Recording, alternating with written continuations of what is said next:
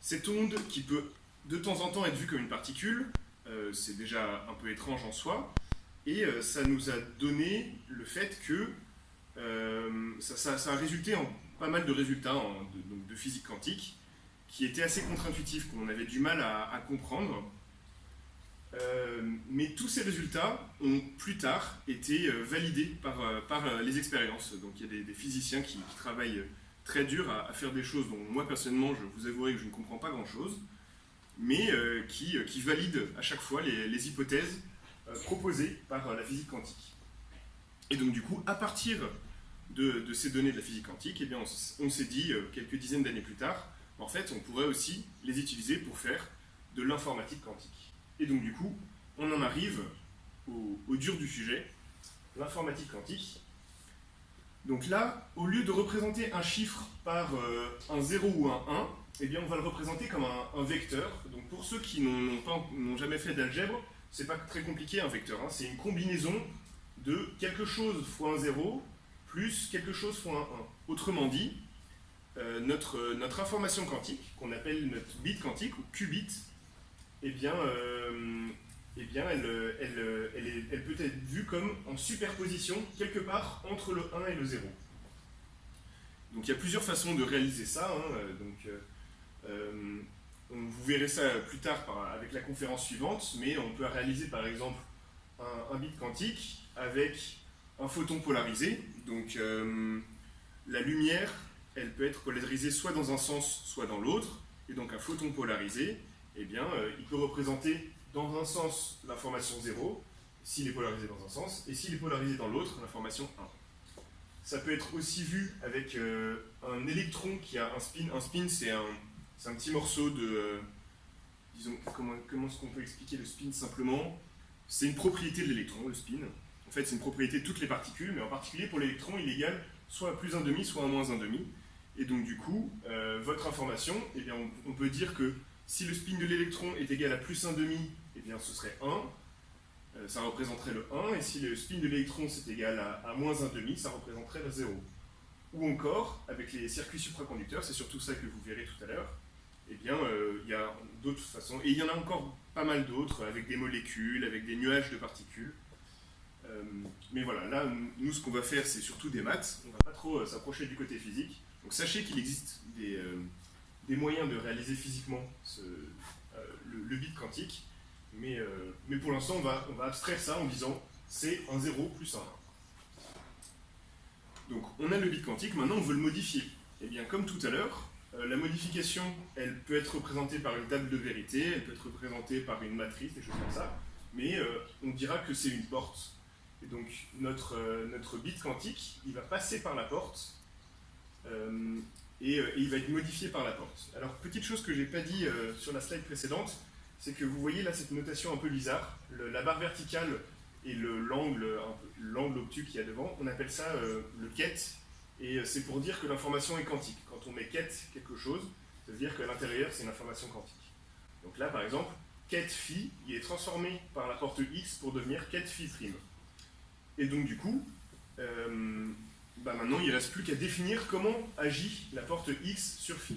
Eh bien, pour définir comment elle agit, il suffit de dire que phi prime, l'expression de phi prime, en fonction de x, elle va juste intervertir le alpha et le bêta. Donc là, c'est un exemple, un cas particulier, où la porte x, qu'est-ce qu'elle fait?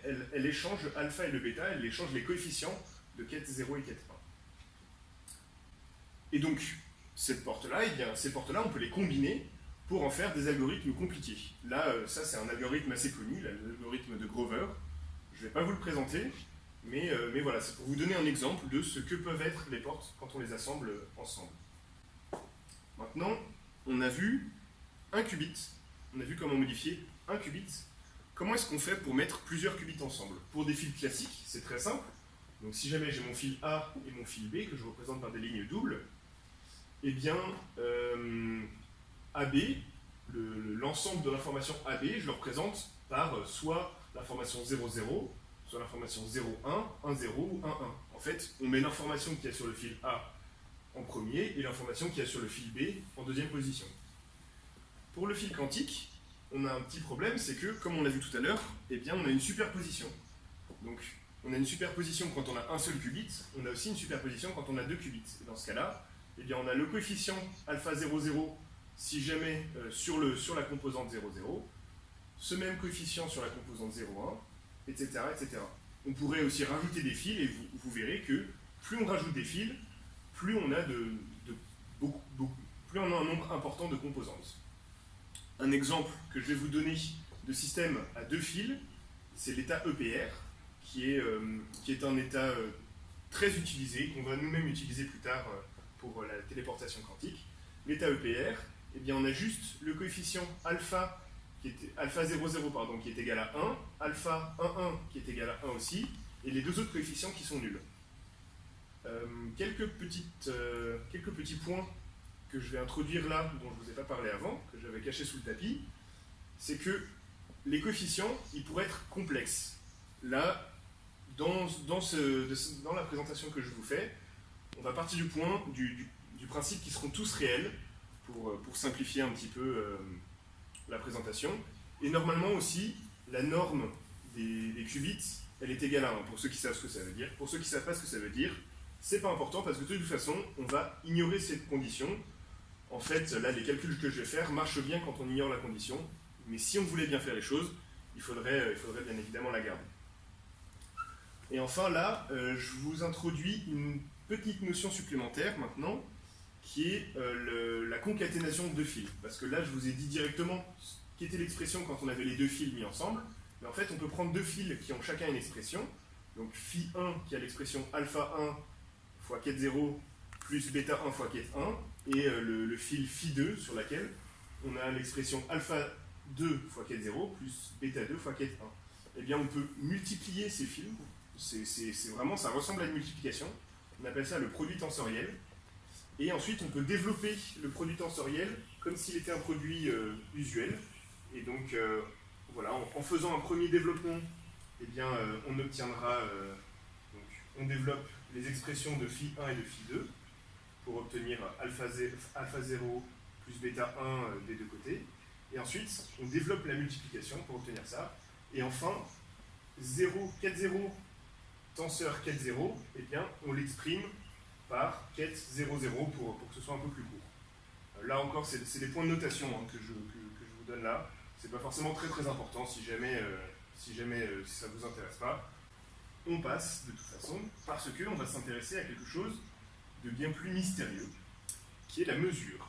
Alors je dis mystérieux, c'est un petit peu, je vous survends entre la marchandise, parce que en fait la mesure c'est assez simple. Hein. Dans un ordinateur comme ceux que vous avez devant vous, eh bien,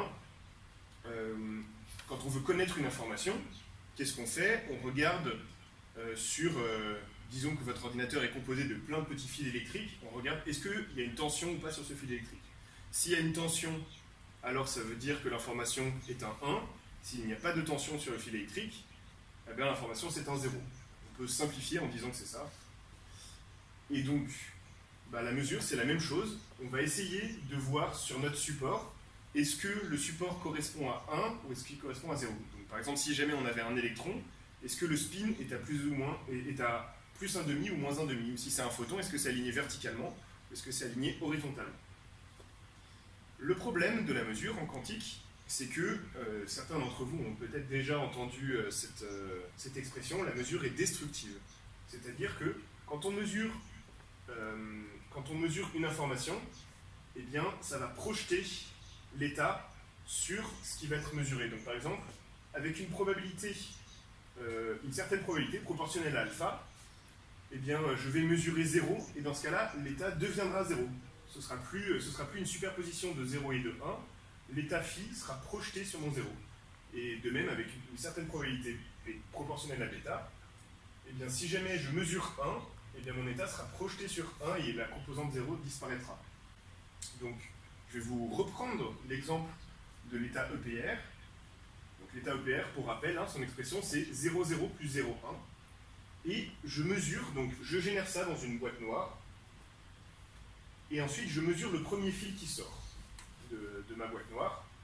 Donc ça veut dire que je vais mesurer soit ça, soit le premier élément soit du 0,0, soit le premier élément du 0,1. Et dans ce cas-là, imaginons que, que le résultat de la mesure soit 0. Ça veut dire que tout mon état, là, il va être projeté, que ici, ça ne sera plus un fil quantique, ce sera devenu un fil classique.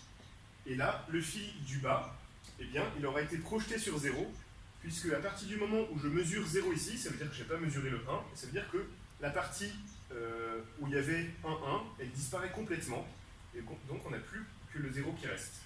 La mesure est destructive, elle a projeté 0, 0 sur juste 0. Et maintenant, on peut attaquer le dur du sujet. Donc, je vous ai mis un petit lien avec lequel vous pourrez jouer plus tard. Donc, si vous tapez dans votre barre de recherche tinyurl.com/quirk-tp-2, vous tomberez sur un montage interactif de ce circuit que j'ai réalisé.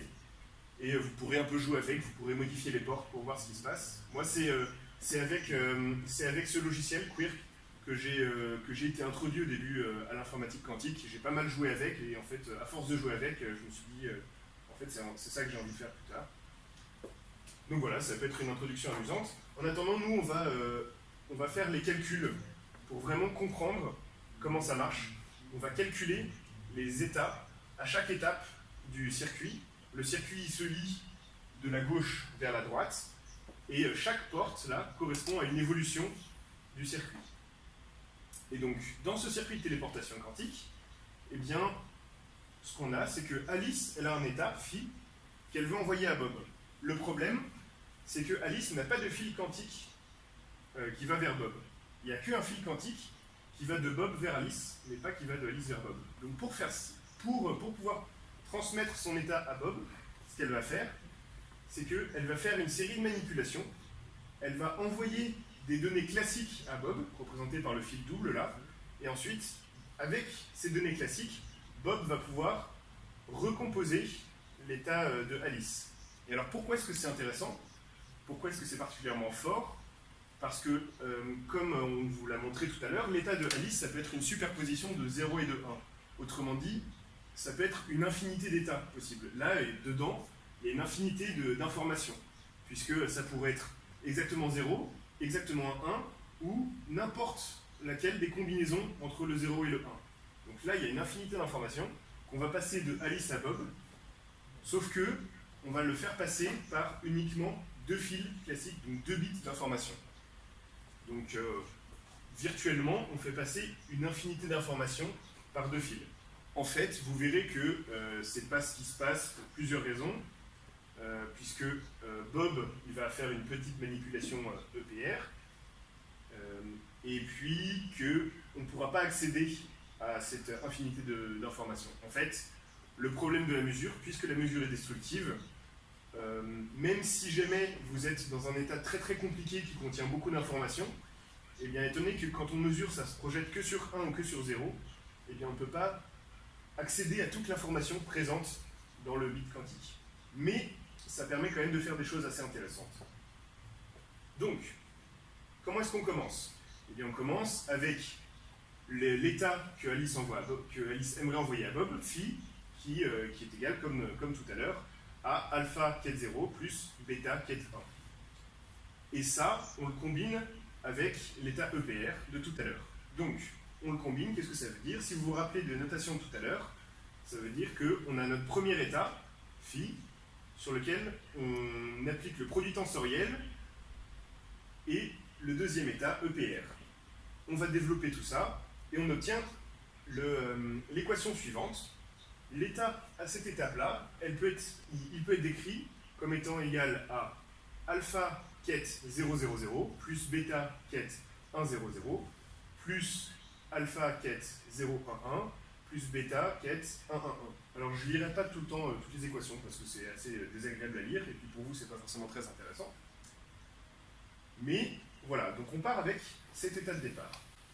Et cet état de départ, on va le transformer une première fois avec la porte C-note. Qu'est-ce qu'elle fait la porte C-note? C-note, ça veut dire que c'est la porte note contrôlée, donc c'est la porte non contrôlée en français.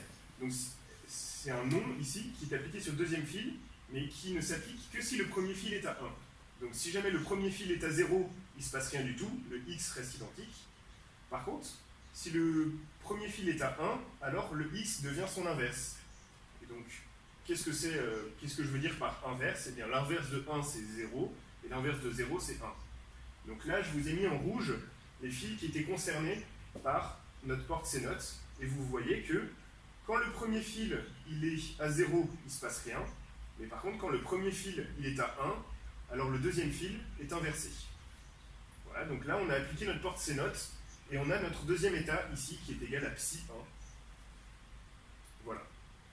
Et à ce deuxième état, eh bien, on va appliquer la porte suivante, qui est la porte Hadamard, que je vous ai introduit ici. La porte Hadamard, qu'est-ce qu'elle fait? Elle transforme 0 en 0 plus 1 et 1 en 0 moins 1. Alors, toutes ces portes-là, à chaque fois, je vous dis l'effet qu'elle fait. Je ne vous dis pas pourquoi est-ce qu'elle fait cet effet, je ne vous donne pas les vraies raisons. En fait, on pourrait expliquer tout ça. Hein. C'est pas quelqu'un qui l'a sorti de son chapeau et qui a eu l'idée de génie. En fait, toutes ces portes-là, elles réagissent les unes avec les autres d'une certaine manière et elles sont mises ensemble pour une certaine logique. Donc moi, je vous montre juste le calcul parce que déjà, ça représente une partie de ce que je fais dans la journée. J'ai des journées passionnantes, je sais. Et puis voilà, c'est en fait, mine de rien, comprendre les calculs, c'est comprendre une bonne partie pourquoi est-ce que l'informatique quantique, c'est pas si magique que ça. En fait, c'est juste des maths qui se déroulent et grâce à ces maths-là, eh bien, on arrive à faire des opérations qu'on ne pourrait pas faire avec un ordinateur classique. Bon, alors je reprends, je suis un peu parti en tangente. Je reprends, qu'est-ce qu'elle fait ma porte Hadamard? Elle modifie juste le premier fil, oui, H pour Hadamard. Elle modifie juste le premier fil, et le 0, elle transforme en 0 plus 1, et le 1, elle transforme en 0 moins 1. Voilà. Donc du coup, maintenant, mon état psi 2, à cet endroit-là, eh bien, il est égal à tout ça.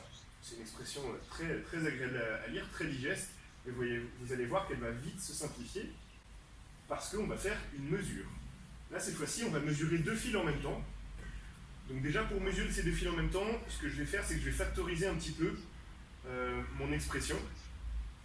Alors, tous les éléments que j'ai colorés en rouge, c'est les éléments qui commencent par 0, 0. Donc, alpha 0 plus bêta 1, je les factorise ensemble, et donc on a 0, 0, tenseur, alpha 0 plus bêta 1. De même pour le vert, je le factorise, tac.